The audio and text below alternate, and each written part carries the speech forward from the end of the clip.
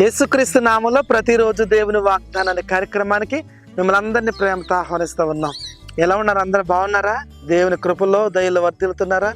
దేవుడు మిమ్మల్ని దీవించాలని ఆశీర్వదించాలని కోరుతున్నాడు. ఈ ప్రతిరోజు దేవుని వాగ్దానాల ద్వారా అనేక మంది దీవించబడుతున్నారు, ఆశీర్వదించబడుతున్నారు. అందరికీ షేర్ చేయండి. ఒక్కొక్కరు 10 మందికి షేర్ చేయండి. మీ ద్వారాగా మీ బంధువులు, మీ స్నేహితులు, మీ రక్త సంబంధులు ఆశీర్వదించబడతారు, దర్శించబడతారు. దేవుని కార్యాలు మీరు అందరూ అనుభవిస్తారు. దయచేసి గమనించండి, ప్రతి ఆదివారం యేసయ్య సన్నిధిలో ఆరాధనలు జరుగుతున్నాయి. ఇప్పటికే వేల మంది వస్తున్నారు. స్వస్థతలు, విడుదల, అద్భుతాలు పొందుకుంటున్నారు. దూర ప్రాంతాల నుంచి వచ్చిన వారికి ప్రత్యేకమైన భోజనాలు. కనుక మీరు అందరు కుటుంబ సమేతంగా రండి, దేవునికి శక్తిని యేసయ్య సన్నిధిలో అనుభవించండి. ఈ రోజు కూడా అద్భుతమైన వాగ్దానం ప్రవేశిస్తున్నారు. రండి, వాగ్దానం చదువుకుందాం. ఇర్మియా గ్రంథము 31వ అధ్యాయము 25వ వచనం.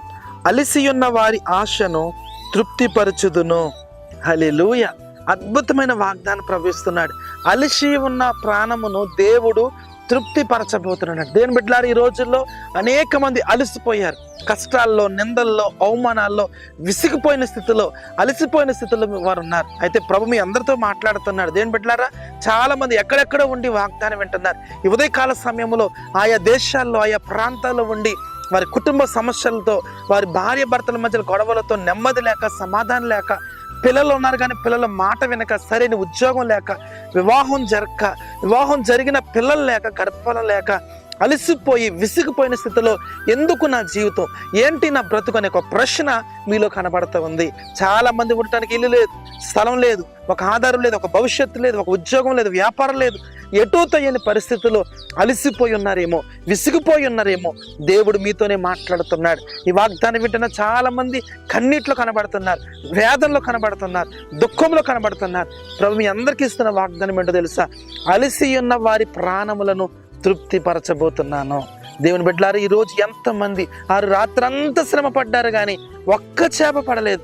యేసయ్య చెప్పినట్లు వారు చేసినప్పుడు, యేసయ్య పలికినట్లు వారు వలవేసినప్పుడు విస్తారమైన ఆశీర్వాదం చూశారు. దేని బిడ్డలారా, ఈ వాగ్దానం మీ కొరకే. యేసయ్య మీకు వాగ్దానం ఇస్తున్నాడు. నేను తృప్తిపరచబోతున్నాడంట. ఆశీర్వాదాలతో, నెమ్మదితో, సమాధానంతో, గొప్ప కార్యాలతో ఉదయకాల సమయంలో మిమ్మల్ని తృప్తిపరచబోతున్నాడు. విస్తారమైన చేపలు పట్టబోతున్నాం. విస్తారమైన ఆశీర్వాదాలు మీరు చూడబోతున్నారు. మునుపెన్నడూ చూడని కార్యాలు మీ జీవితాల్లో, మీ కుటుంబాల్లో పరిశుద్ధాత్మ దేవుడు జరిగించబోతున్నాడు. కాబట్టి ఉదయకాల సమయంలో ఈ వాగ్దానం ఎత్తుపట్టి ప్రార్థన చేయండి. దేవుడు అలసిపోయిన మీ ప్రాణాన్ని, విసిగిపోయిన మీ ప్రాణాన్ని దేవుడు తృప్తిపరచబోతున్నాడు. ప్రార్థన చేసుకుందాం. ప్రేమగల తండ్రి, పరిశుద్ధుడా, నీకు వందనాలు. ఎంతమంది వాగ్దానం విన్నారు ప్రభు. అలసి ఉన్న వారి ప్రాణమును తృప్తిపరుస్తానన్నావు తండ్రి. అలసిపోయారయ్యా, విసిగిపోయారయ్యా, రాత్రంతా శ్రమ పడ్డారు తండ్రి. ప్రయోజనం లేదు ప్రభు. వారి జీవితం అంతా శ్రమ పడ్డారయ్యా. మీరు మేలు చేస్తానన్నావు, కృప చూపిస్తానన్నావు, కుటుంబాలను దర్శించి గొప్ప కార్యాలు చేస్తానన్నావు ప్రభు.